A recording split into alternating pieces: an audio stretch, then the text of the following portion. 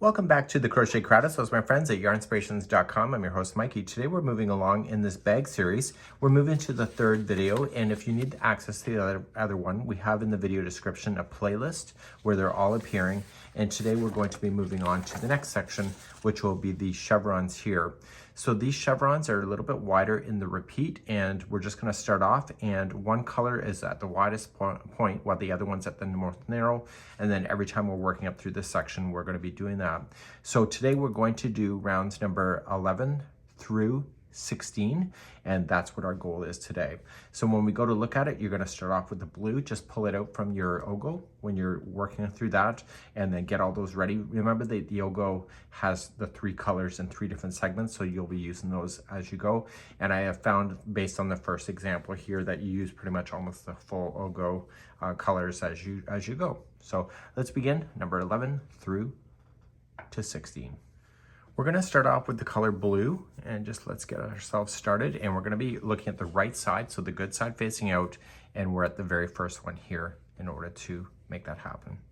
So just put it onto your crochet hook and insert in, and we're going to do a standing single crochet.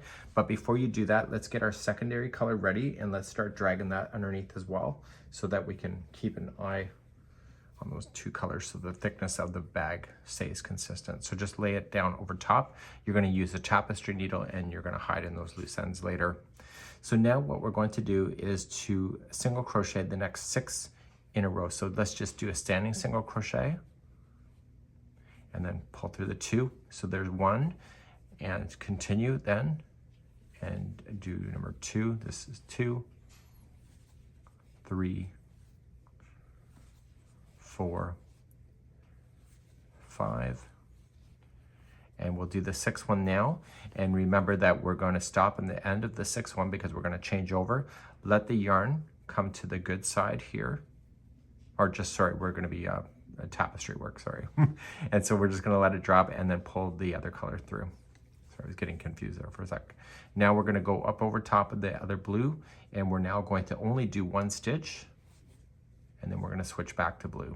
So we get that done, we're going to switch back and then do that. Okay, so let's continue. So in order to do the repeat, it's going to be 11 stitches altogether for blue. So we count and we go 1, 2, 3, 4, 5, 6,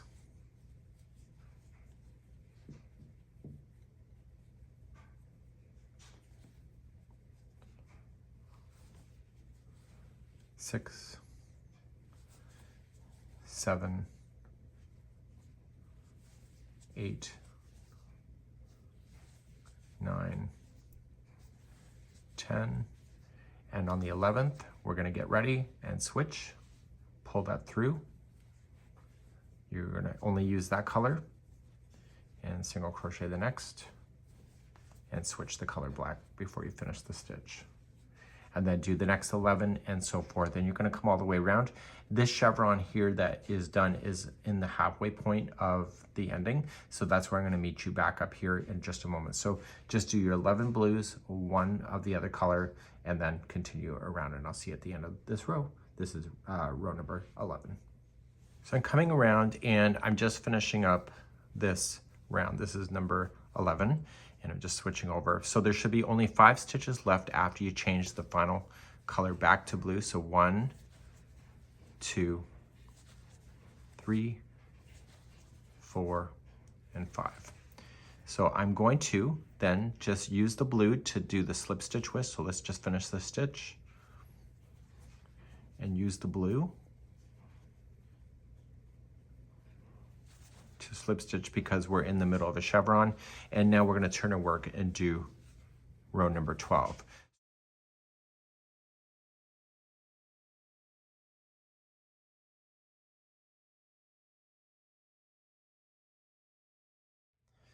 So I'm now at the end of the section, and if you see this kind of stuff, this is normal when it comes to this kind of concept. It does have a transition like that. So one side looks more cleaner than the other. That's just regular, and you can see that is existing here. So if you see that, don't worry about it.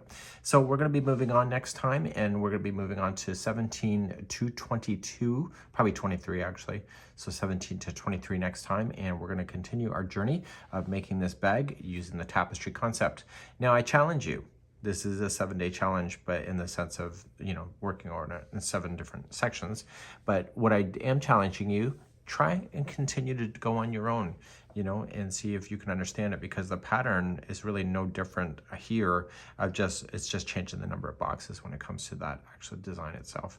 So I'll see you next time, and make sure you start the next round on number 17 on the right side. So I've already got it turned in the right way, and so I can continue my journey with you. We'll see you again next time. Bye-bye.